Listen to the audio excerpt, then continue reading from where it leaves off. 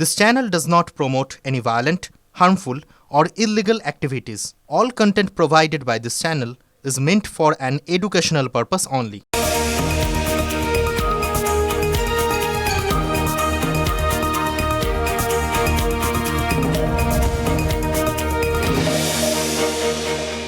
আবার সে এসেছে ফিরিয়া, বাংলাদেশ নয়, ফিরে এসেছে ওই ঘুঁটে।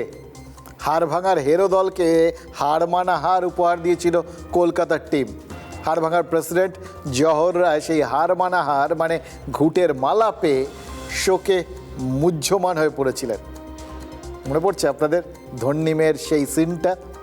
বিখ্যাত সিনেমা, বিখ্যাত সিন, মনে না পড়ার তো কোনো কারণ নেই। এবং আরও বেশি করে আজকের দিনে তো আপনাদের নিশ্চয়ই মনে পড়ছে। দেখুন, কাউকে অপমান করার এমন ক্ষমতা যার রয়েছে, সেই ঘুঁটেকে এতদিন যে মানুষ মনে রাখেনি, এটাই তো আশ্চর্য। আজ যখন রান্নার গ্যাস পাবো কি পাবো না ভেবে লোকজন মাথার চুল ছিঁড়ছে, তখন আবার ঘুঁটের কথা মনে পড়েছে। শিলিগুড়িতে রাস্তার ধারে ঢেলে ঘুঁটে বিক্রি হয়েছে। আর কামারহাটিতে গ্যাস অফিসে যে মানুষজনগুলো লাইন দিয়ে দাঁড়িয়েছিলেন না, তাদের হাতে বিনা পয়সায় ঘুঁটে তুলে দিয়েছেন ওই মহিলা তৃণমূল কংগ্রেসের কর্মীরা। অর্থাৎ ধন্যিমের সিনেমায় যে ঘুঁটে ছিল অপমানের প্রতীক, সেই ঘুঁটের যে একই অঙ্গে এত রূপ, সেটা বহুদিন বাঙালির মনে পড়েনি। তাই কামারহাটিতে তৃণমূলের কাছে ঘুঁটে প্রতিবাদের প্রতীক, আর শিলিগুড়ির মানুষের কাছে ঘুঁটে অগতির গতি। গ্যাস না পেলে উনুন জ্বলবে কিসে, মানুষ খাবে কি করে? গত কদিনেতে এই প্রশ্নটা যতবার উঠেছে ততবারই ওই কয়লা কাঠের কথা উঠেছে, কিন্তু ঘুঁটে হয়তো কোথাও একটু বঞ্চনার শিকার হচ্ছিল আর কি। ঠিক যেরকম ওই কেন্দ্র রাজ্য সম্পর্কের কথা উঠলেই রাজ্য যেরকম নিজেদের বঞ্চনার শিকার বলে, অনেকটা সেই রকম আর কি। কিন্তু আজ ঘুঁটের এই প্রত্যাবর্তন দেখে একটা এমন কথা বলতে ইচ্ছে করছে না, যে কথাটা না বললেই নয়। প্রথম কথা হচ্ছে, ঘুঁটে তৈরি হয় গোবর থেকে। গোবর গরুর বর্জ্য, আর গরু বহুদিন ধরেই একটা রাজনৈতিক প্রাণী, এটা আপনারা মোটামুটি বুঝে গেছেন। গৃহপালিত হওয়ার পাশাপাশি বহুদিন থেকেই এদেশের রাজনীতিতে গরু পালিত হয়ে আসছে। ভারতীয় রাজনীতিতে গরু অত্যন্ত গুরুত্বপূর্ণ এবং একই সঙ্গে স্পর্শকাতর প্রাণী, খুব সেন্সিটিভ। এটাকে নিয়ে কত রাজনৈতিক ডিবেট বলুন তো, কত বহুবিধ অ্যাঙ্গেল থেকে তার দুধে সোনা পাওয়া যায় থেকে শুরু করে তার আরও অনেক কিছু। মানে এগুলো রচনা যদি এখন আসে না আজকের দিনে কোনো মাধ্যমিক বলুন বা স্কুলে, এতদিন ধরে যে রচনাটা সব থেকে কমন এবং নিরীহ একটা রচনা ছিল, মোটামুটি কোনো কিছু কমন না এলে যেটা চোখ বুজে লোকজন লিখে দিত, যার জন্য ওই যাবতীয় কিছু গরুর রচনা করে দেওয়া হয়, এরকম একটা কথাই বাংলার মধ্যে ঢুকে গেছে। সেই গরুর রচনাটাও আজকাল যে অত্যন্ত জটিল এবং বিতর্কিত হয়ে উঠতে পারে, স্পর্শকাতর একটা বিষয় হয়ে উঠতে পারে, সেটা তো এই রাজনীতির গুণে, রাজনীতির স্পর্শে। সেই স্পর্শকাতর প্রাণীটি আজ তার বর্জ্যের জ্বালানি গুণের কারণে আরও একটু বেশি স্পর্শকাতর হয়ে পড়লো কি ভেবে দেখুন তো। মানে এমনিতে গরুকে সবাই পছন্দ করেন, ওই বলছিলাম, ওই জন্যই তো রচনায় সব থেকে বেশি কমন গরুর রচনা। কিন্তু যারা একটু বেশি পছন্দ করেন, সেই বিজেপির নেতারা কি এই ঘুঁটের কারণে আপাতত কিছুদিন গরুর নাম শুনলে একটু অস্বস্তিতে পড়বেন? কারণ মানুষ যখন আবার ঘুঁটের কাছে ফিরছে, ঘুঁটে জ্বালাচ্ছে, ঘুঁটেকে হাতে নিয়ে প্রতিবাদ জানাচ্ছে, তখন বিজেপিকে জ্বালানোর জন্য এই যে তৃণমূল ঘুঁটে বিলি করছে, এগুলো যে দেখা যাচ্ছে, যেটা বোঝাতে চাইছে এই ঘুঁটে জ্বালানি সংকট সামলাতে বিজেপির ব্যর্থতার প্রতীক, তখন তো আপনাদের ধরতেই হবে যে অস্বস্তিটা হয়তো একটু বেশি হয়ে যাচ্ছে। হচ্ছে তো বটেই, অস্বীকার করার তো কোনো উপায় নেই। বাংলা ভাষায় যদিও ওই ঘুঁটে পরে গোবর হাসে বলে একটা কথা আছে, কিন্তু এই একটা গো প্রোডাক্ট যে এই মুহূর্তে বিজেপির কাছে অপছন্দের বিষয়বস্তু হলেও হতে পারে, সেটা কিন্তু না বললেই না। গ্যাসের জন্য লাইনে দাঁড়িয়ে আছে ঘন্টার পর ঘন্টা। এর আগে এসআইআর এর জন্য, মানুষের ভোটাধিকারের জন্য লাইনে দাঁড়িয়েছিল। পরে আপনার অনেক বাড়িতে রান্না বন্ধ হয়ে গেছে, খাবে কি বাচ্চারা? তাই আমরা বলছি বিকল্প ব্যবস্থা ঘুঁটে এনেছি, ঘুঁটেগুলো আপনারা দিয়ে রান্না করুন, অন্তত আপনার বাড়ির ছেলেমেয়েরা খেতে পারে। গ্যাস নিয়ে এখনো পর্যন্ত কোনো সংকট নেই।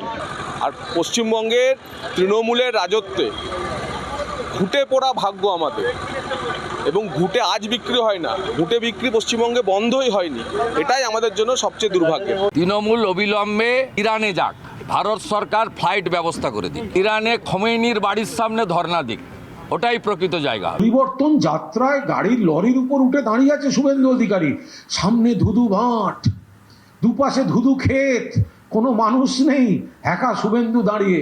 তো এরপরে যদি কারোর সোডিয়াম পটাশিয়াম গন্ডগোল না হয় তো কার হবে বলুন?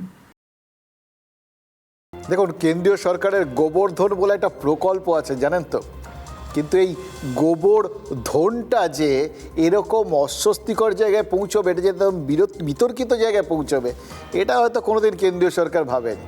তবে বিজেপি আপাতত গ্যাসের কষ্ট পাচ্ছে, কোনো অ্যান্টাসিড এই কাজ হচ্ছে না।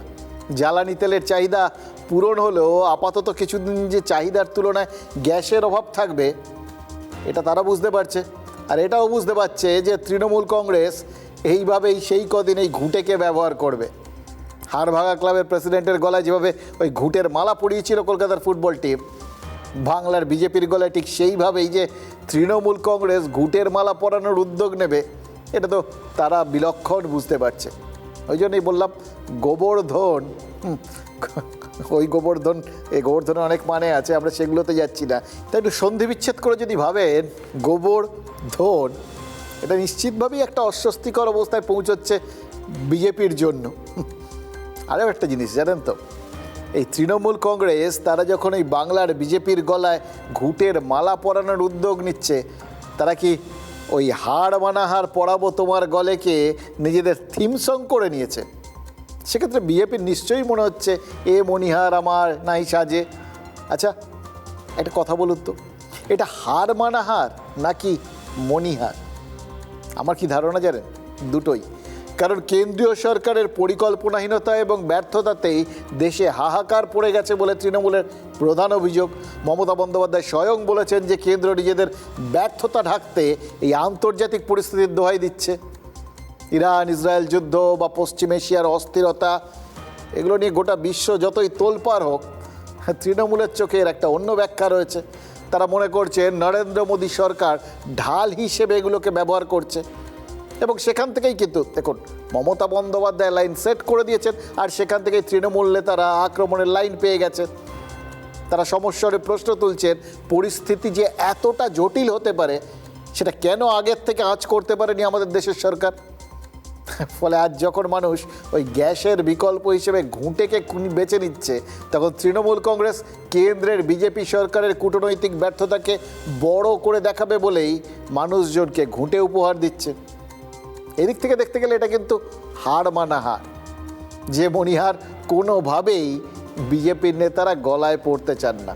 কারণ তারা জানেন ভোটের আগে কেন্দ্রের সরকারের ব্যর্থতা থাক বা না থাক, বারবার কেন্দ্র ব্যর্থ, এটা তৃণমূল বলে বলে মানুষের মনে ঢুকিয়ে দিতে চাইছে। এ রাজ্যের মানুষের মনে সামনে ভোট, ফলে এটা তো এখন যা হবে সবই ভোটের প্রচার।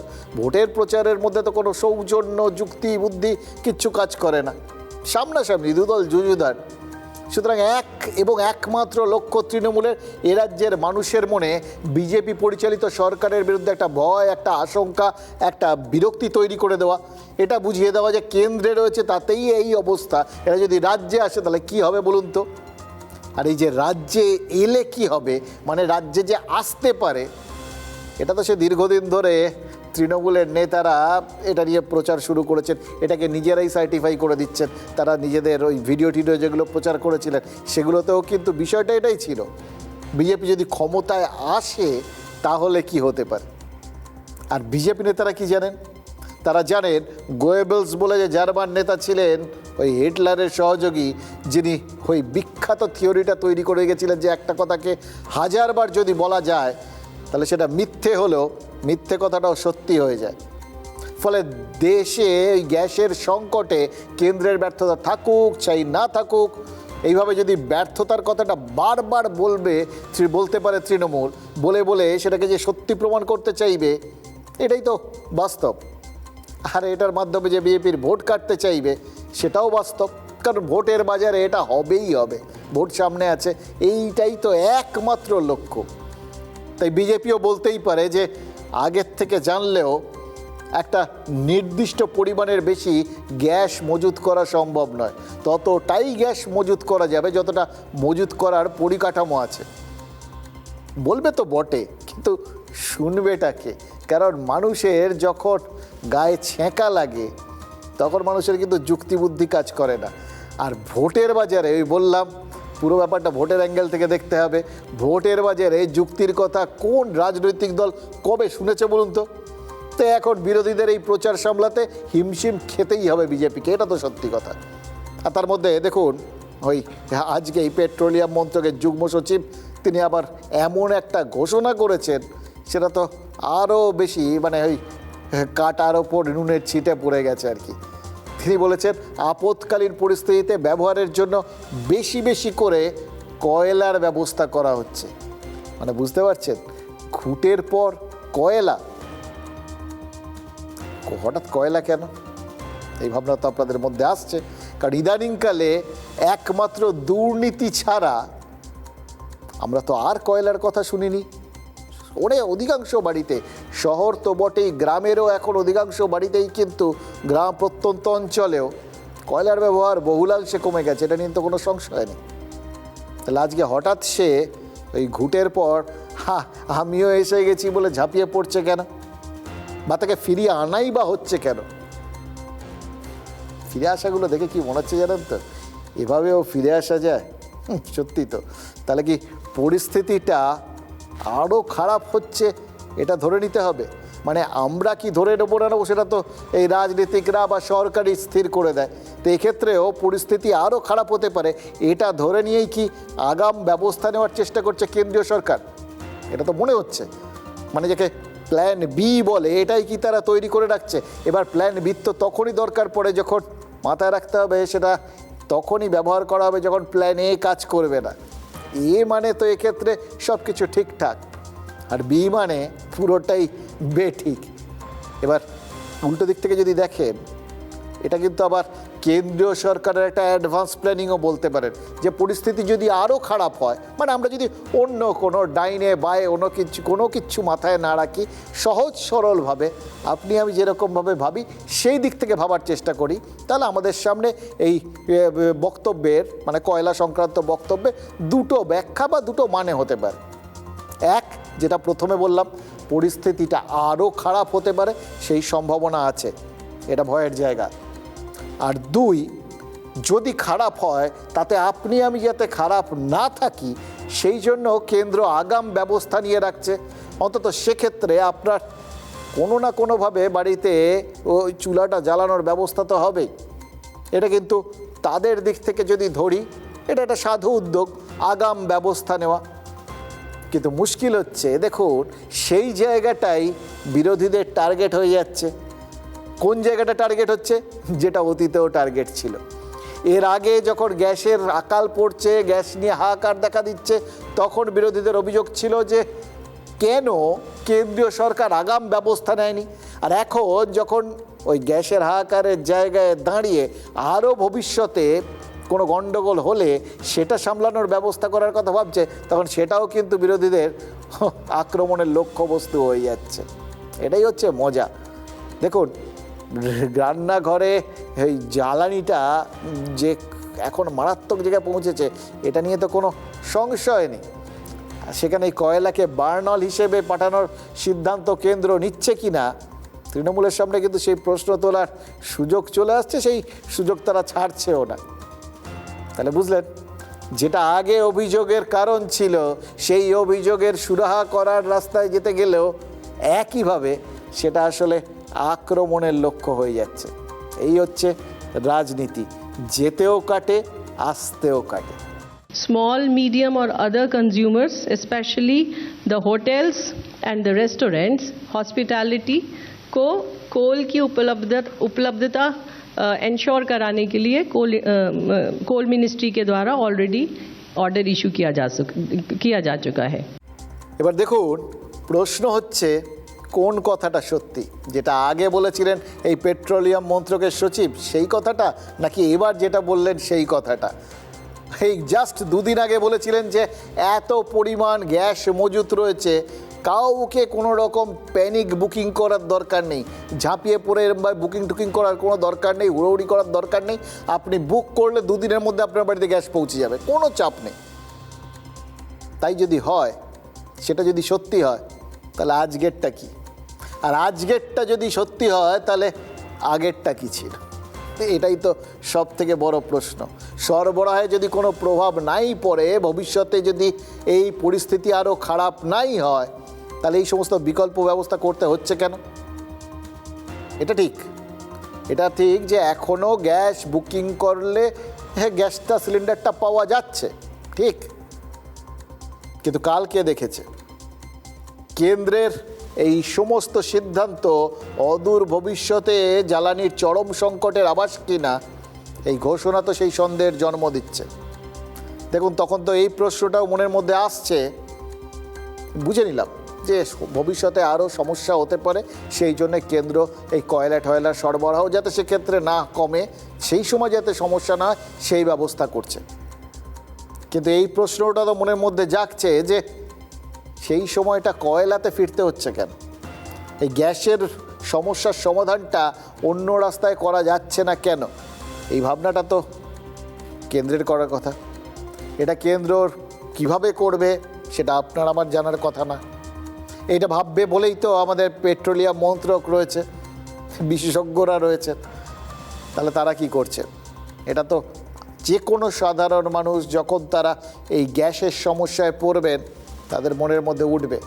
আর ঠিক মনে হওয়ার জায়গাটাই আরও বেশি করে খুঁচিয়ে বাড়িয়ে দেবে বিরোধীরা, কারণ সন্দেহ তো কিছু কম পড়েনি।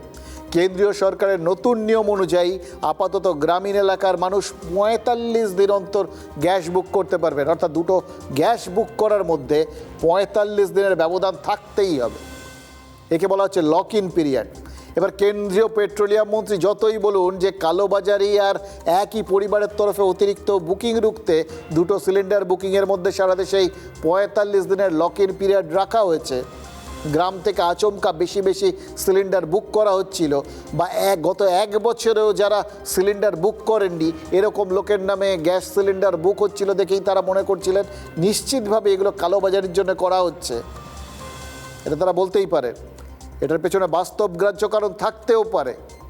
কিন্তু মুশকিল হচ্ছে এগুলো তো সাধারণ সময়ের জন্য ভাবনা চিন্তা।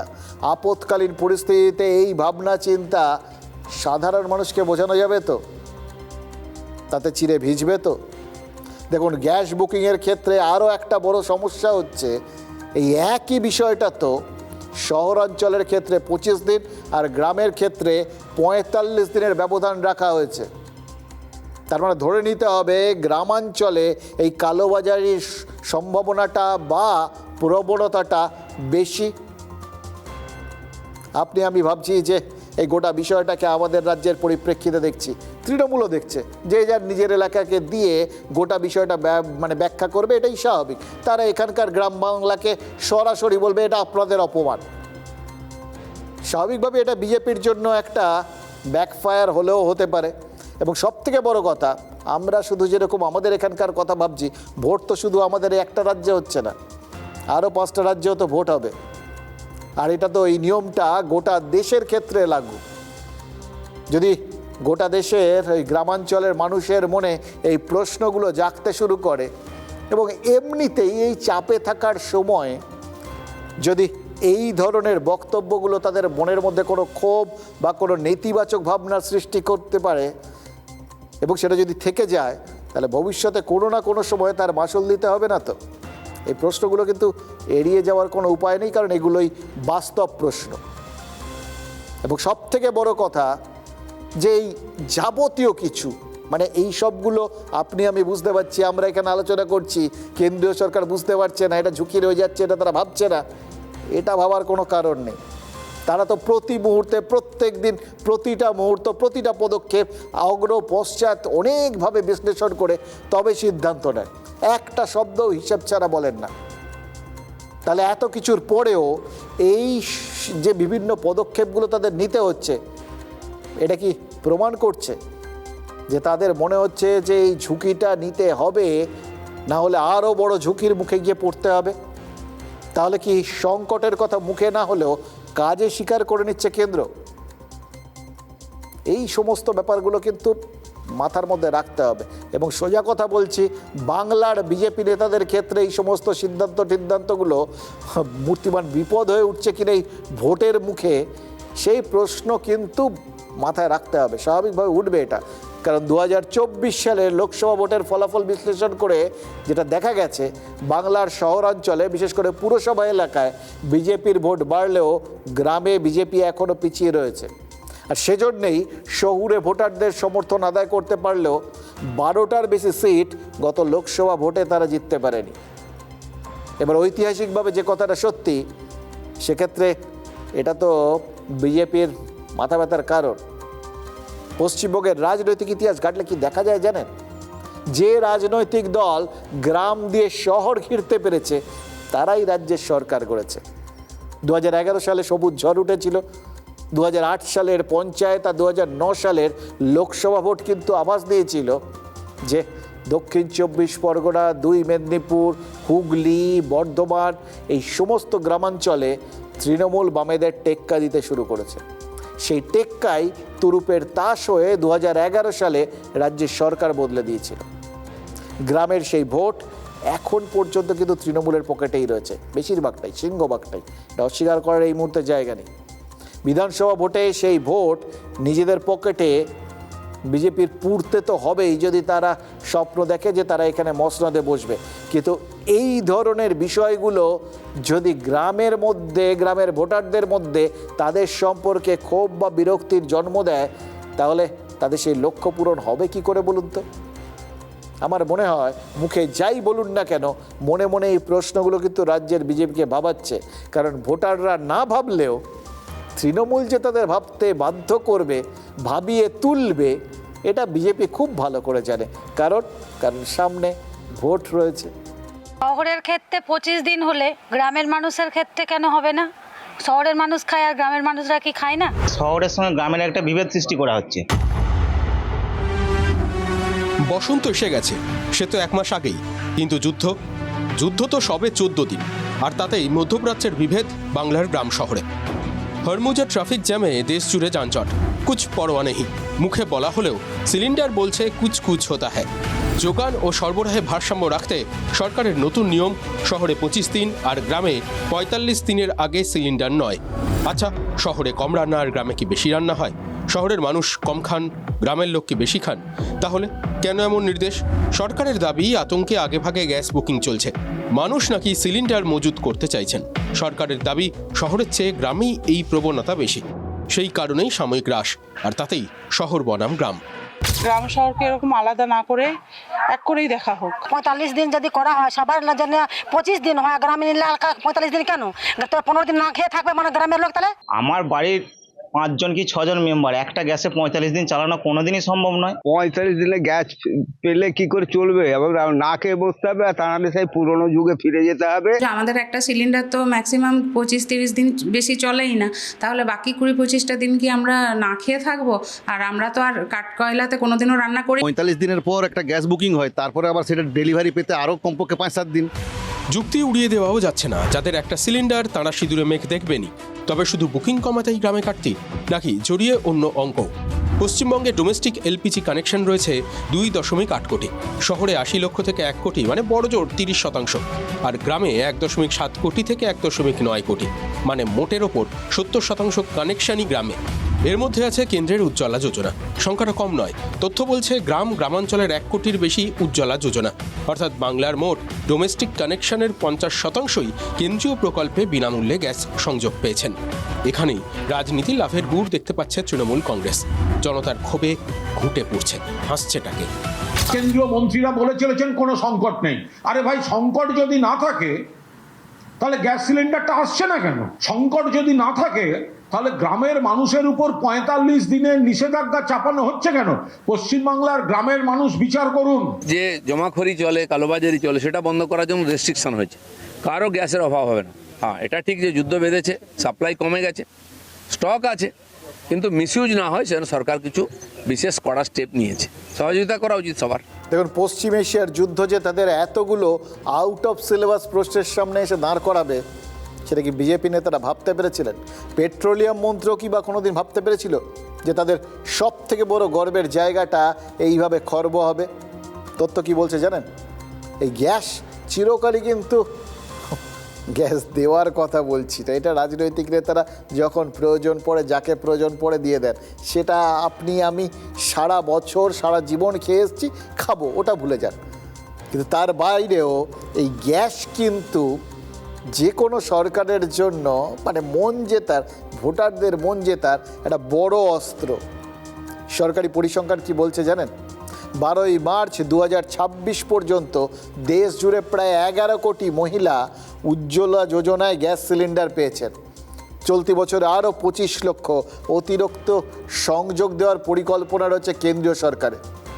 এবার দেখুন, এগুলো বলার বা এই যে প্রতিশ্রুতি দেওয়া, এর সঙ্গে সঙ্গে কম পয়সায় 500 টাকায় গ্যাস ট্যাস দেওয়া, এইরকম বিভিন্ন পরিকল্পনা প্রকল্প তো রয়েছে, সব গ্যাস কেন্দ্রিক। কিন্তু এই গ্যাস কেন্দ্রিক এই এতগুলো পদক্ষেপ কেন নিতে পারতো কেন্দ্রীয় সরকার বা বিভিন্ন সরকার? তারা নিতে পেরেছে কেন?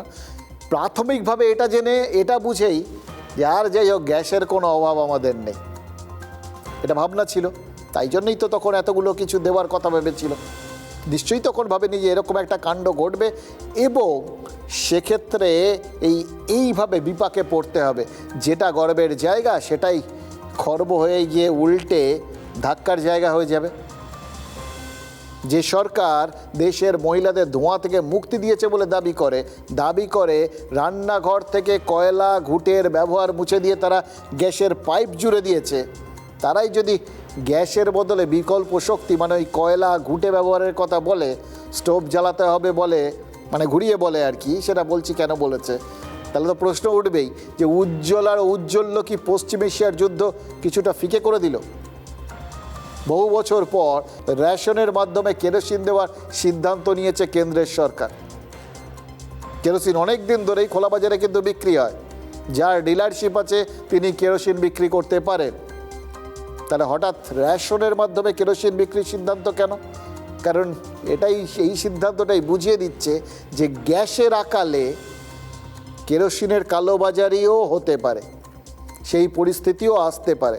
অর্থাৎ প্রত্যেকটা সিদ্ধান্ত এই কয়লা বা এই কেরোসিনকে রেশনে দেওয়া, এগুলো সবই কিন্তু ভবিষ্যতে যদি পরিস্থিতি আরও খারাপ হয়, আবার বলছি ঘুরে ফিরে যত গ্যাসের এই মুহূর্তে ক্রাইসিস দেখা দিচ্ছে, তারপরেও গ্যাস একদম পাচ্ছেন না, এরকম পরিস্থিতি কিন্তু এখনও হয়নি। এটা বাস্তব, যেটা বাস্তব সেটাকে অস্বীকার করার কোনো উপায় নেই। বেশ কিছু রেস্টুরেন্টে ধাক্কা লেগেছে ঠিক, কিন্তু তারপরেও অসংখ্য রেস্টুরেন্ট এখনও চলছে। গ্যাস না পেলে চলতো না, একদম না পেলে চলতো না। ফলে এটা মেনে নিতে হবে বা ধরে নিতে হবে যে ভবিষ্যতে যাতে পরিস্থিতি খারাপ হলেও বিরাট সমস্যা না হয়, তাই জন্যই এই সিদ্ধান্তগুলো। কারণ পরিস্থিতি খারাপ হলে কয়লা আর কেরোসিনেরও যে কালোবাজারি শুরু হয়ে যাবে, এটা নিয়ে তো কোনো সংশয় নেই। এই কালোবাজারির ক্ষেত্রে আমরা তো সিদ্ধহস্ত।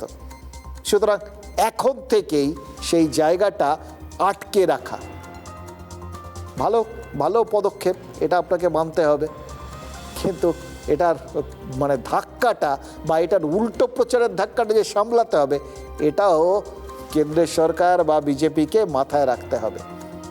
তবে এখানে আরও একটা জিনিস আছে, কিন্তু এটা আপনাদের মাথায় রাখতে হবে। যখনই এই পরিস্থিতিটা এতটা খারাপ হচ্ছে, আপনি আমি মোটামুটি সবাই জেনে গেছি এই যাবতীয় পরিস্থিতির জন্য দায়ী ওই পশ্চিম এশিয়ার যুদ্ধ। হরমুজ প্রণালী কোথায় খায় না মাথায় দেয়, এটা যারা কোনোদিন শোনেননি, কোনোদিন জানতেন না, তারা কিন্তু এখন জেনে গেছেন। মানুষ কিন্তু এখন এতদিন ধরে অধিকাংশ মানুষকে আপনি জিজ্ঞেস করুন যে কোত্থেকে আসতো আপনার এই রান্নার গ্যাসগুলো, কি বলতেন? কেন ওই ইন্ডেন থেকে আসতো বা এইচপির থেকে আসতো, এই তো বলতো। কোনোদিন কাউকে বলতে শুনেছেন এই গ্যাসগুলো কাতার থেকে আসে, কুয়েত থেকে আসে? কেউ কোনোদিন ভাবেনি। আজকের দিনে মানুষজন কিন্তু সেটা জেনে গেছে। এবার উল্টো দিকটা আপনাদের একটু বুঝতে হবে। এই জিনিসটা কিন্তু কেন্দ্রীয় সরকারের কাছে বিরাট বড় একটা লাভের জায়গা। দ্বিতীয় লাভের জায়গা কি জানেন?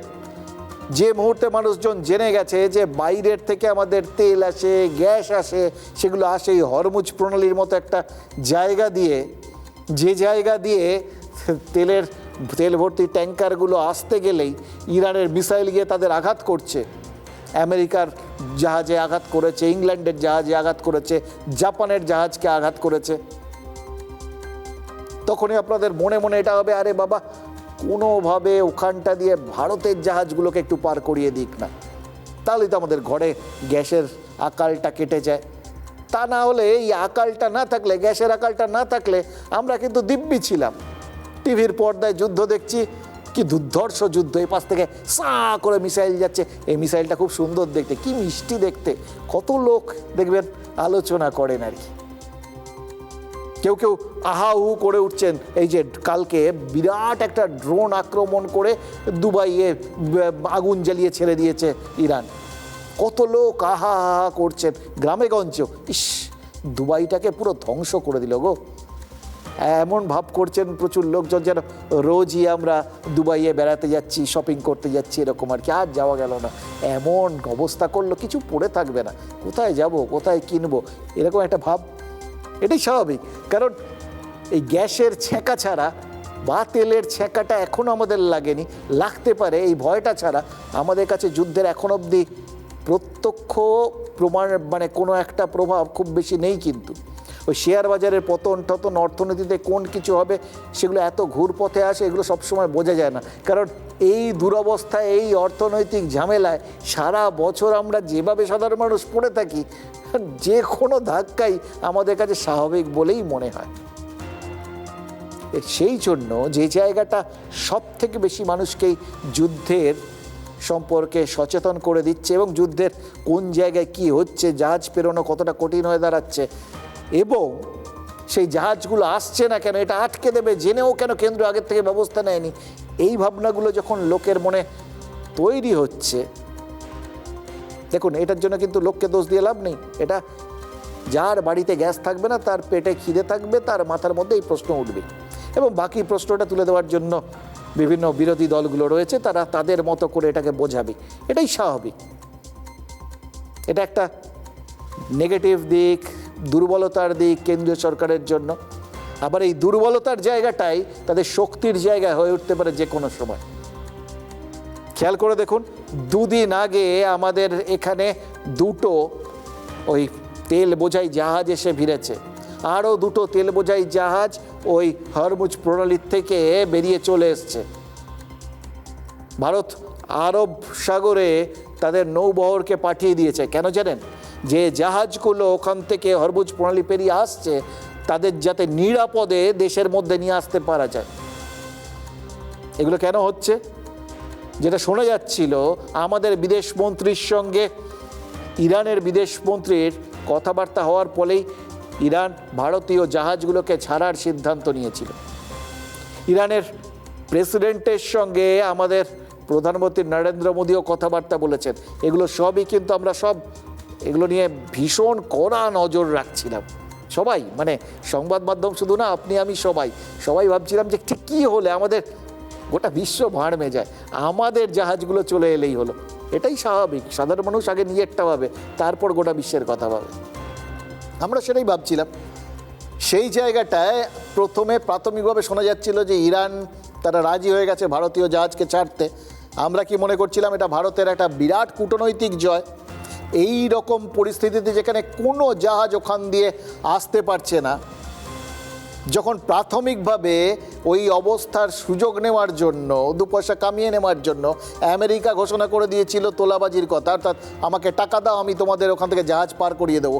তারপর তাদের জাহাজের ওপরই এমন আক্রমণ হয়েছে, শোনা যাচ্ছে তাদের যুদ্ধজাহাজ আব্রাহাম লিঙ্কন সে শুধু দূরে পালিয়েছে আর কি। ঠিক না ভুল পরের কথা, কিন্তু আমেরিকার নিজের ওই পণ্য জাহাজ যে মিসাইলের আঘাত খেয়েছে, এটা তো পরিষ্কার। আর কোথাও কখনো বলছে না আমেরিকা জাহাজ পার করিয়ে দেবো। সেই পরিস্থিতিতে ভারত যদি তাদের জাহাজকে পার করিয়ে নিয়ে আসতে পারে, এটা তাদের বড় কূটনৈতিক জয়। এর সুফল তো কেন্দ্রীয় সরকার পাবে, তার কারণ এটা কেন্দ্রীয় সরকারের কূটনৈতিক দৌত্যের ফলে সম্ভব হয়েছে, এটা মানতে হবে।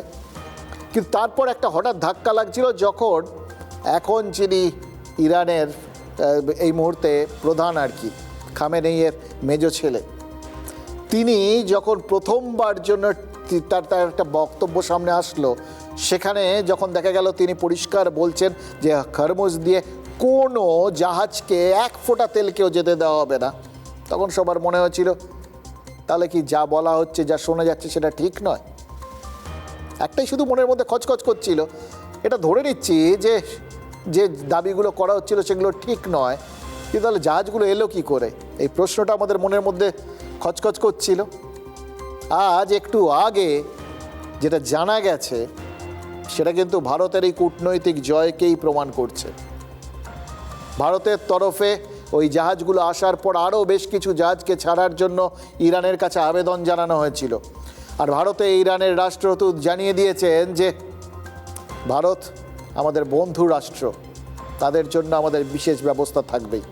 অর্থাৎ ইরান ভারতের আরও জাহাজ ছাড়তে চলেছে। এই জাহাজগুলোর মধ্যে যদি গ্যাসও চলে আসে, ওই জ্বালানি তেলের মতো, জ্বালানি তেলের ভাণ্ডার তো আমাদের এখানে যথেষ্ট মজুদ ছিল, তারপরেও আমাদের জ্বালানি তেল আসছে, ওপাশ থেকে রাশিয়ার থেকেও আসছিল, এবার যদি গ্যাসও চলে আসে তাহলে কিন্তু ভারতের অন্তত সরাসরি আপাতত যে প্রভাবটা এই যুদ্ধের, সেটার থেকে ভারত মুক্তি পাবে।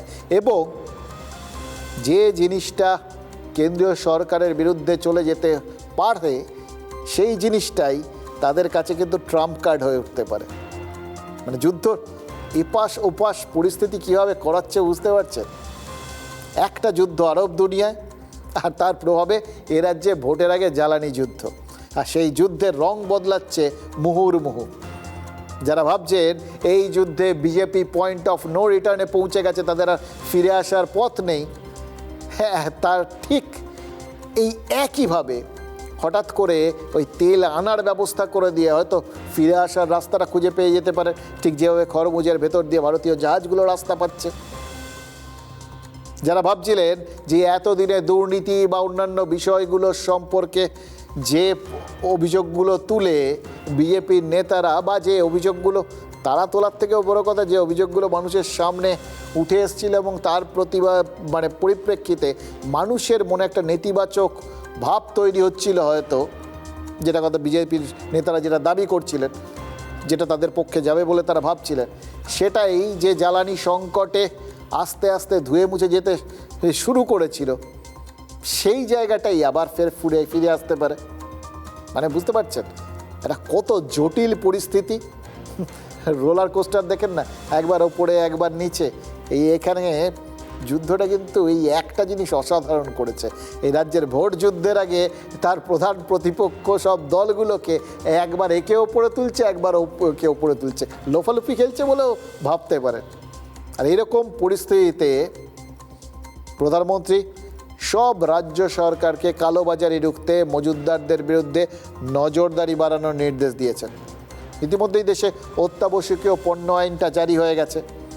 নরেন্দ্র মোদী বলেছেন যারা এই সময় সিলিন্ডার মজুত করবেন বা সংকটের গুজব ছড়াবেন তাদের বিরুদ্ধে কঠোর আইনি ব্যবস্থা নেওয়া হবে, এবং বলেছেন যে ভারত যেভাবে কোভিডকালে ধৈর্যের পরীক্ষা দিয়েছিল সেই রকম ধৈর্যের পরিচয় দিলে এবারও জ্বালানির সমস্যাটা কাটিয়ে ওঠা যাবে।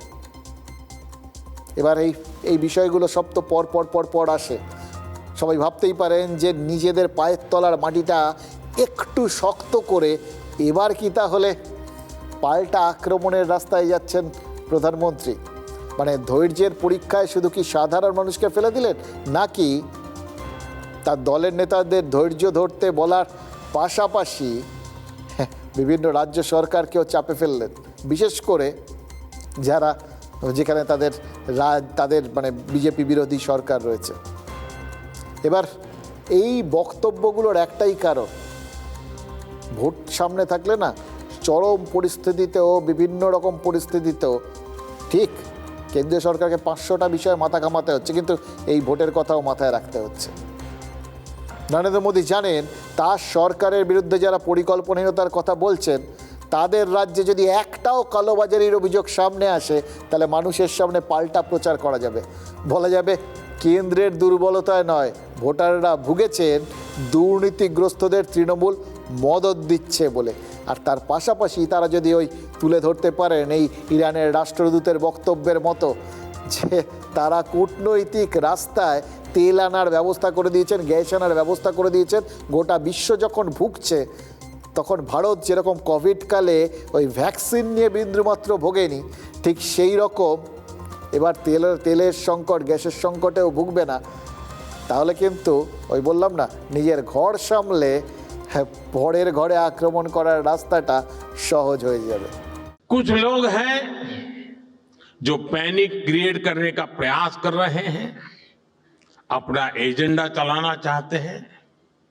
मैं इस समय उन पर राजनीतिक टिप्पणी नहीं करना चाहता, लेकिन इतना जरूर कहूंगा कि ऐसा करके वो जनता के समक्ष खुद को एक्सपोज हो ही रहे हैं, पूरे देश का भी बड़ा नुकसान कर रहे हैं। इस संकट से निपटने के लिए कोई कसर बाकी नहीं छोड़ रहे हैं। দেখুন, এই মুহূর্তে কালোবাজারি হলে তৃণমূলের পা যে পচা শামুকে কাটবে সেটা মমতা বন্দ্যোপাধ্যায়ের মতো পোর খাওয়া নেত্রী কিন্তু ধরে ফেলবেন। এটাই স্বাভাবিক, তিনি ধরেও ফেলেছেন। তিনি জানেন যে কদিনের মধ্যেই রাজ্যের শাসনভারটা নির্বাচিত সরকার মানে তার সরকারের হাত থেকে নির্বাচন কমিশনের হাতে চলে যাবে। কারণ এখন অবধি যেটা খবর বা শোনা যাচ্ছে, সম্ভবত রোববার দিনই নির্বাচন ঘোষণা হয়ে যাবে, নির্বাচনের দিন ঘোষণা হয়ে যাবে, না হলেও একদিন দুদিনের মধ্যে। কিন্তু মানুষ যে অত খুঁটিময়টি বিষয়ে না ঢুকে জ্ঞানেশ কুমারের বদলে তাকেই বাংলার শাসক হিসেবে মাথায় রাখবে সেটা মুখ্যমন্ত্রী খুব ভালো করে জানেন।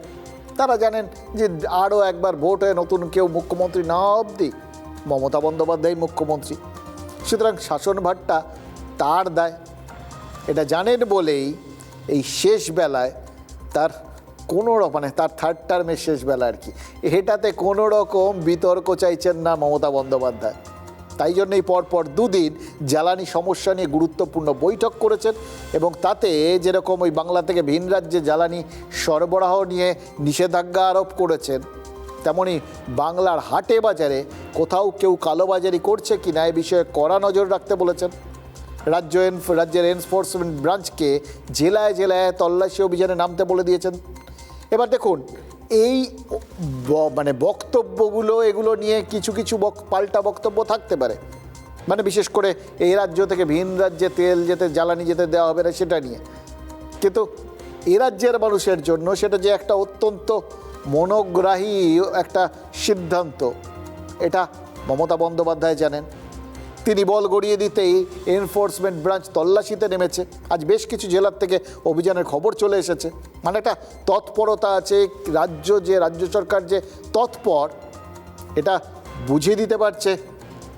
এবার তৃণমূল যখন বলছে কেন্দ্র শুধুমাত্র মুখে বলেই খালাস, নির্দেশ কার্যকর করার ক্ষেত্রে আসলে এগিয়ে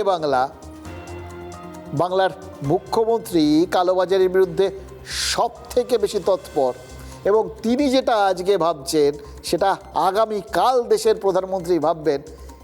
এটা তারা বলে দেওয়ার জন্য তারা এই যাবতীয় বিষয়গুলোকে চোখের সামনে তুলে ধরছে। কিন্তু মুশকিল হচ্ছে তাদের সেই তৎপরতা, কালোবাজারির বিরুদ্ধে তাদের এই যে অগ্রিম একটা তৎপরতা, এই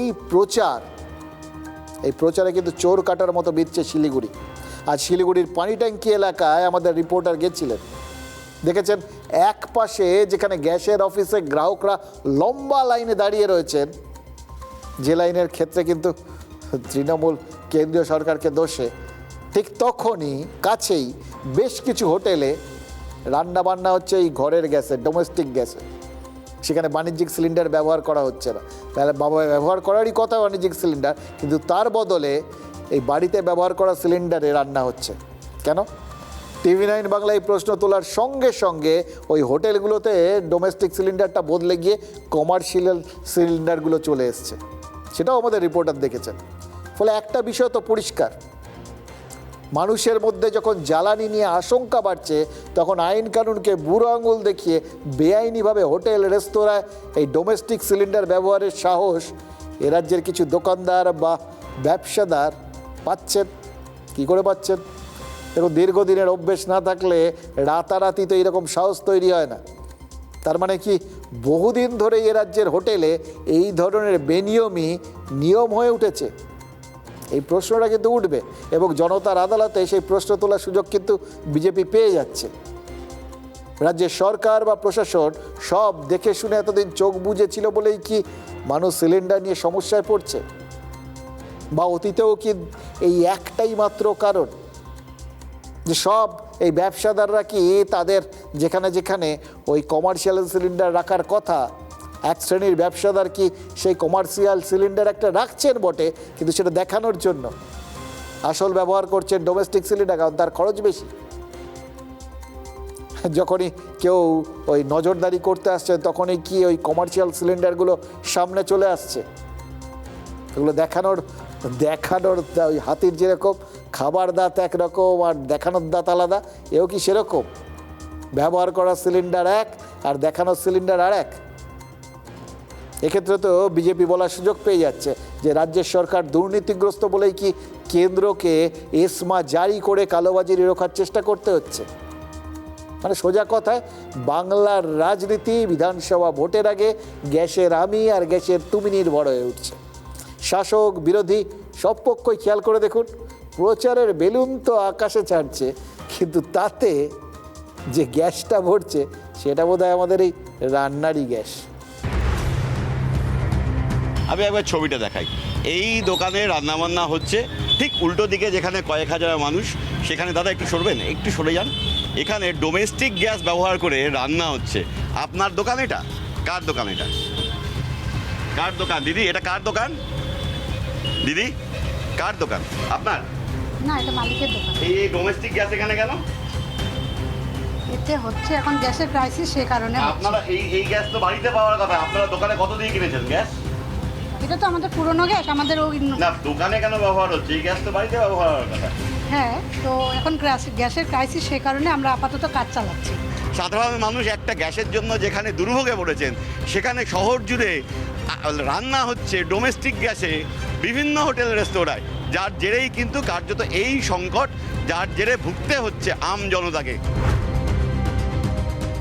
কিন্তু নিচ্ছি বিলাকে এখন কি বলবো, কত টাকায় বিক্রি হচ্ছে গ্যাস? এখন তো 2000 করে 1800 টাকা করে নিচ্ছে। রাতারাতি ছবি তোলার পর এইভাবে কিন্তু সিলিন্ডার বদলে দিয়ে কমার্শিয়াল সিলিন্ডার আবার লাগিয়ে নেওয়া হয়েছে। গোটা শহর জুড়ে আমি আরও বেশ কয়েকটি হোটেলে গেছিলাম, সেখানেও কিন্তু একই ছবি। কাল সন্ধে তৃণমূল কংগ্রেসের তরফে সোশ্যাল মিডিয়ায় একটা পোস্ট করা হয়, ভিডিও নয়, একটা অলংকরণ করা একটা ছবি। তাতে অভিযোগ হচ্ছে বিজেপি বারবার দেশবাসীকে লাইনে দাঁড় করায়। নোট বাতিলের সময় এটিএমে লাইন, করোনার সময় অক্সিজেন সিলিন্ডারের লাইন, 2025-এ এসআইআরের লাইন, আর 2026-এ মানে এখন এই এলপিজি সিলিন্ডারের লাইন। মানে তৃণমূল তাদের হিসেবে একদম সঠিক লাইনটাই ধরেছে বিজেপিকে আক্রমণ করার জন্য। এটা হচ্ছে তাদের কাছে একদম হাতে ধরা লাইন। কিন্তু যুবসাথী প্রকল্পে নাম লেখানোর জন্য বেকারদের লাইনটা হয়তো তারা মিস করে গেছে, হয়তো অস্বস্তিকর, তো সেই জন্যই তৃণমূল এই লাইনটা মিস করেছে। আরও একটা লাইন যেটা আমরা দেখতে পাচ্ছি কিন্তু রাজ্যের শাসক দল দেখতে পাচ্ছে না, সেটা একবার ধরিয়ে দিই। আলু চাষিদের লাইন, হুগলির হরিপালে কৃষি দপ্তরের সামনে লাইনটা একবার দেখুন, কম লম্বা নয়। ওই শিলিগুড়িতে যেরকম গ্যাস বুক করে টোকেন পাওয়া যাচ্ছিল, ঠিক সেরকম হরিপালেও আলু চাষিদের টোকেন ধরিয়ে দেওয়া হচ্ছে। আর সেই আলু হিমঘরে ঢুকলে সরকার কিনবে, তারপর আলু চাষিরা টাকা পাবেন, তার আগে নয়। তৃণমূলের পোস্টে হুগলির হরিপালের চাষিদের এই লাইনটার উল্লেখ নেই। সেগুলো তো হুগলি জেলায়, সেখানে কৃষক আন্দোলনই তো তৃণমূলকে ক্ষমতায় এনেছে। হরিপালের চাষিরা তারা তবু টোকেন পেয়েছেন। পূর্ব বর্ধমানের মেমারির আলু চাষিরা তারা তো টোকেনও পাননি। তারা আলুর দাম নয়, টোকেনের দাবিতে আজ নদীপুর এলাকার কিষাণ মান্ডির সামনে বসে পড়েন। মানে টোকেনটা পর্যন্ত পাওয়া যাচ্ছে না। টোকেনই যদি না পাওয়া যায় তবে আলু কবে হিমঘরে ঢুকবে, কবে সরকার কিনবে, কবে তার দাম পাবে? মানে দামটা দূরস্ত। তবে এই দাম না পাওয়ার যত অভিযোগই থাক, চারপাশে মানে দাম না পেয়ে আলু ফেলে দিতে হোক, কিন্তু আলুর মাত্রাতিরিক্ত দাম, প্রয়োজনের থেকে অনেক বেশি দাম একজন আলু চাষি পেয়েছেন এখন পর্যন্ত। অবাক হচ্ছেন? ঠিক, এটাই ঠিক। একজন আলু চাষি বিশাল অঙ্কের টাকা পেয়েছেন আলুর দাম হিসেবে। তিনি কে জানেন? পশ্চিম মেদিনীপুরের চন্দ্রকোনার রাখালাড়ি। ভাবছেন তো তিনি কি আলু ফলিয়েছিলেন? সবাই যে আলু ফলায় সেই আলুই ফলিয়েছিলেন তিনি, কিন্তু আলুর দাম না পেয়ে বিষ খেয়ে আত্মহত্যা করেছেন। তারপর তৃণমূল তাকে ক্ষতিপূরণ বাবদ 2 লক্ষ টাকা দিয়েছে, সিপিআইএম দিয়েছে 5,000 টাকা। আর সেটা জানতে পেরে আরামবাগের চাষিরা এখন জিজ্ঞেস করছেন যে ফসলের দাম পেতে তাদেরও কি এইরকমভাবেই মরতে হবে নাকি? কারণ আরামবাগের আলু চাষিদের অভিযোগ, সরকার উপযুক্ত সহায়ক মূল্যে তাদের ফসল কিনে নিচ্ছে না, ফলে তাদেরও আত্মহত্যা করা ছাড়ার কোনো উপায় নেই। কিনে সরকারের কোনো পাত্তাই নাই, কেননা সরকার সে এখন কথা কলকাতায় বসে আছে নবান্নে, মমতা দিদি। বেকারিদের সরকার জানে, সরকার আলু কিনছে, তাহলে এক গানা আলু সরকারকে দিতে পারেনি। সরকার তো মুখেই বলে দিয়েছে আমি আলু নিচ্ছি। না, সরকার আমাদের কাছে এখন কোনো সুযোগ সুবিধা আমরা পাইনি এখন পর্যন্ত। শুনছি কিন্তু আমাদের কাছে কেউ আসেও না যে কোথায় আলু দিতে হবে, কিভাবে দিতে হবে, কি কাগজপত্র ঠিক করতে হবে, কেউ কিচ্ছু বলেনি। কেউ দিলে সাহায্য করলে খেতে পাবো, না হলে পরে ওই অনাহারে শুকিয়ে মরবো। আজকে তামিলনাড়ু আলু খেতে চাইছে, উত্তরপ্রদেশ, বিহার, পাঞ্জাব, মহারাষ্ট্র ওরা দিচ্ছে আলু, আর আমরা পশ্চিমবাংলার চাষি হয়ে আজকে 1 লাখ 1.5 লাখ টাকা লোন নিয়ে আজকে আমরা চাষ করে আমাদেরকে সুইসাইড করতে হবে নাকি? তবে কৃষক আর সরকারের পাশে থাকার মতন কৃষকের আর পরিস্থিতি নাই। মেয়েদিকে ছেলেদিকে টাকা দিচ্ছে, আর আমাদের চাষিদের বেলায় কলাটা নাকি? সরকারকে বরং বলবেন চাষিদিকে একখানা করে দড়ি পাঠিয়ে দিতে, যাতে ওই আমাদের ওই চাইনি, লক্ষ্মীর ভাণ্ডার চাইনি। কারণ আলুর যখন দাম বাড়ে, সেই আলু বাইরে পাঠানোর জন্য এই সরকার কোনো ব্যবস্থা করেন না। সেই আলু যাতে বাইরে না যেতে পারে তার জন্য বর্ডারগুলো সিল করে দেয় এই সরকার, এবং তার জন্য চাষিরা মার খাচ্ছে। আমরা আপনাদের মাধ্যমে সমস্ত চাষিকে অনুরোধ করব, একটু ধৈর্য ধরুন। নিশ্চয়ই সরকার যখন এই নির্দেশিকা দিয়েছে, নিশ্চয়ই এর কোনো সুব্যবস্থা আমরা করব। যা বলার বলে দিয়েছি, দিদিকে ভাবতে দেন, কেননা একটা কথায় সবারই সঙ্গে ঝগড়া করে থাকলে হয়নি কখনো। দেখুন, রাজ্যে আলুর দাম নিয়ন্ত্রণে রাখতে রফতানি বন্ধ করেছিল তৃণমূল সরকার, আর এখন আলুর দাম তো তলানিতে। যে সমস্ত রাজ্যে আলুর চাহিদা রয়েছে সেখানে রফতানি করতে পারছেন না বাংলার চাষিরা। কেউ বিষ খাচ্ছেন আর কেউ চা খাচ্ছেন। হ্যাঁ, সত্যি কথা, চাই খাচ্ছেন কিন্তু আলু দিয়ে। ভাবতে পারেন, আরামবাগের চাষিরা 2 কেজি আলু দিয়ে 1 কাপ চা খাচ্ছেন, মানে 2 কেজি আলুর দাম 5 টাকা, 2.5 টাকা কেজি আলু। আলু দিলেন কেন চা দোকানে? চা খাওয়ার জন্য। ক কেজি আলু দিলেন? কিলো 2-1। 2 কেজি? ক টাকা দাম 2 কেজি আলু? ক টাকা? 5 টাকা হবে না। আলু কি বিক্রি হচ্ছে না? না, চাষিরা আলু দিয়ে চা খেলো, আলুর যা দাম সেই হিসেবে তাদের হাতে পয়সা নেই চাষিদের হাতে, তাই দোকানে চায়ের দামে তার বদলে আলু দিয়ে চা খায়। আলু তো বিক্রি হচ্ছেই না, বাজারে পড়ে আছে রাস্তার ধারে, সব মাঠে ঘাটে সব চারিদিকেই আলু পড়ে আছে, কেউ কুড়োচ্ছে না মাঠে আলু। কি পরিস্থিতি দেখতে পাচ্ছেন? এই আলু চাষিরা এরা কিন্তু সারা বছর আপনার আমার মুখে, আলু চাষি শুধু বলছি কেন, বাংলার চাষিরাই তো আপনাকে আমাকে বাঁচিয়ে রেখেছেন। এদের যদি এই অবস্থা হয়, কালকে আমি আপনি কোন জায়গায় থাকবো একবার ভেবে দেখুন তো। এদের কথা বোধহয় ভাবাটা একটু দরকার। দেখুন, শুভেন্দু অধিকারীর মতো বিরোধী নেতা এই সমস্ত দেখলে বলবেন যে রাজ্যবাসীর হাতে আর মাত্র 2 মাস সময় রয়েছে, আর মুখ্যমন্ত্রী মমতা বন্দ্যোপাধ্যায়ের হাতে সময় রয়েছে মাত্র কয়েকটা দিন, কারণ তারপরেই ভোট ঘোষণা হয়ে যাবে। এটা রাজনৈতিক বক্তব্য, এটা আমরা সবাই জানি, কারণ এরপরেই ভোট ঘোষণা হয়ে গেলেই প্রশাসনের রাশটা, যেটা আগে বলছিলাম, নির্বাচন কমিশনের হাতে চলে যাবে।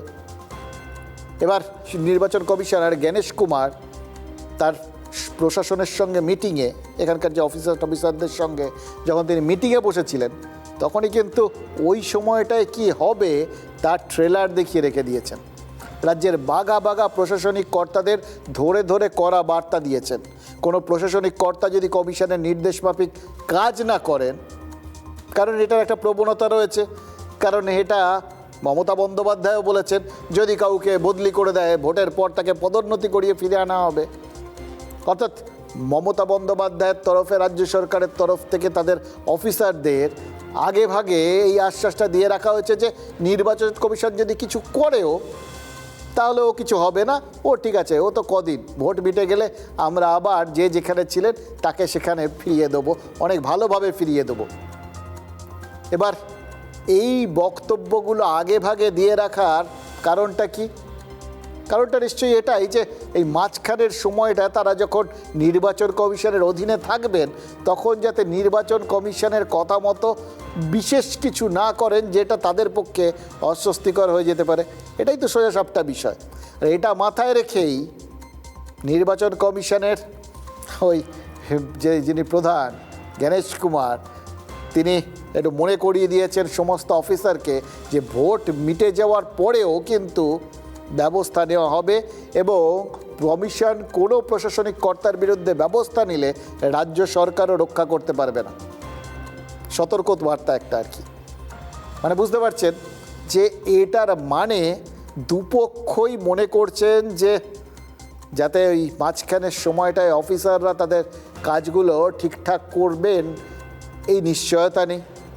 দুপক্ষই মনে করছেন এটাতে একটা সংশয় রয়েছে, মানে তাদের ইচ্ছা অনুযায়ী কাজ করবেন, যা এটা নিয়ে সবার মনে একটু সংশয় আছে। সেই জন্য যাতে তাদের মতো করে কাজ করেন এটার জন্যই এই পাল্টা বক্তব্য সতর্কবার্তা, পাল্টা সতর্কবার্তা এইগুলো দেওয়া হচ্ছে।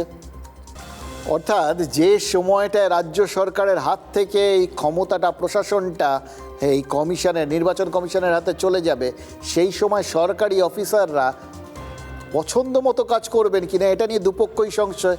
পছন্দ মতো মানে দুপক্ষের পছন্দ মতো। সরকার চাইবেন, মানে এখন যারা সরকার আছেন, তৃণমূল সরকার, তারা নিশ্চয়ই চাইছেন যে তাদের পছন্দ মতো কাজটা তারা করুন, আর কমিশন চাইছে যে তাদের পছন্দ মতো কাজটা করুন। এবং এই দুপক্ষই এটা নিয়ে সংশয় রয়েছেন যে তাদের পছন্দ মতো কাজটা এরা করবেন তো। এই জন্য দুপক্ষই কিন্তু না করলে কি হবে তার বক্তব্যটা আগে থেকে, সতর্কবার্তাটা আগে থেকে দিয়ে রেখে দিয়েছেন। তৃণমূল যেরকম বলে রেখে দিয়েছে যে দুদিন পরে তো এখান থেকে নির্বাচন কমিশন চলে যাবে, আমরা কিন্তু থাকব। আর ঠিক একইভাবে নির্বাচন কমিশন বলেছে আমরা যদি আমাদের মানে ভোটের পরও আমরা যদি কোনো ব্যবস্থা নিই সেটা কিন্তু ওই কম্পিউটারের কথা আনডু করা যাবে না আর কি, মানে ওটা বদল করা যাবে না, হ্যাঁ এটা আপনাদের ভুগতে হবে। মানে এটার দুপক্ষই নিজের মতো করে এই মানে প্রশাসনটাকে শক্ত হাতে ধরার চেষ্টা করছে।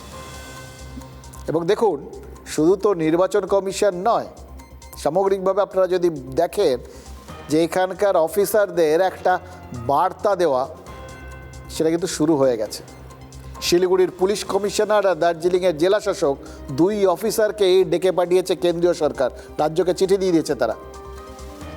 কারণ শিলিগুড়িতে রাষ্ট্রপতির প্রোটোকল বিতর্ক, রাষ্ট্রপতির সবার স্থান বদল বিতর্ক। আপনারা জানেন 7ই মার্চ শিলিগুড়িতে এসেছিলেন রাষ্ট্রপতি, আর তখন তার সফর দেখভালের দায়িত্বে ছিলেন এই দুই কেন্দ্রীয় ক্যাডারের অফিসার। এবার সেই সময় কি বিতর্ক হয়েছে, রাষ্ট্রপতি কীভাবে ক্ষোভ প্রকাশ করেছেন এটা সবাই জানেন। ফলে তার জন্যই এদের ডেকে পাঠানো হচ্ছে এবং ডেকে পাঠানোর মধ্যে দিয়ে বাকি অফিসারদের যে বার্তা দেওয়া হচ্ছে এটাতে তো কোনো সংশয় নেই। কারণ রাজ্যে কেন্দ্রীয় ক্যাডারের বাকি যে অফিসাররা রয়েছেন তারাও তো পরিষ্কারভাবে বুঝতে পারছেন যে কেন্দ্রের পছন্দ মতো কোনো কাজ যদি না হয় তাদের একইভাবে ভুগতে হবে। 1954 সালের ক্যাডার রুল অনুযায়ী রাজ্যে কর্মরত যে কোনো কেন্দ্রীয় ক্যাডারকে ডেপুটেশনে পাঠানোর জন্য ডেকে পাঠাতে পারে বা রাজ্যকে চিঠি দিতে পারে কেন্দ্রীয় সরকার। এর জন্য কেন্দ্র রাজ্যের সহমত প্রয়োজন, কিন্তু যদি সহমতে না পৌঁছানো সম্ভব হয়, যদি মতভেদ দেখা দেয়, তাহলে কিন্তু কেন্দ্রের সিদ্ধান্তই চূড়ান্ত।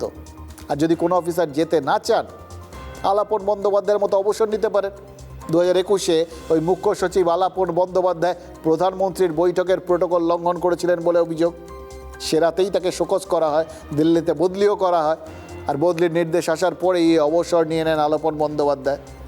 উত্তরবঙ্গের এই দুই কেন্দ্রীয় অফিসার কি দিল্লি যাবেন? এটা কিন্তু এখন বড় প্রশ্ন। আজ বিকেলেই কিন্তু দার্জিলিংয়ের জেলা শাসককে বদলি করে দিয়েছে নবান্ন, কিন্তু আগের জেলা শাসক মনীষ মিশ্র তাকে দিল্লিতে পাঠানো হবে কিনা এটা নিয়ে রাজ্যের বক্তব্য এখনও জানা যায়নি, কিন্তু বক্তব্য যেটা আসলে বোঝানোর জন্য এবং সবার জন্য, সেটা সম্ভবত সবাই বুঝতে পারছে।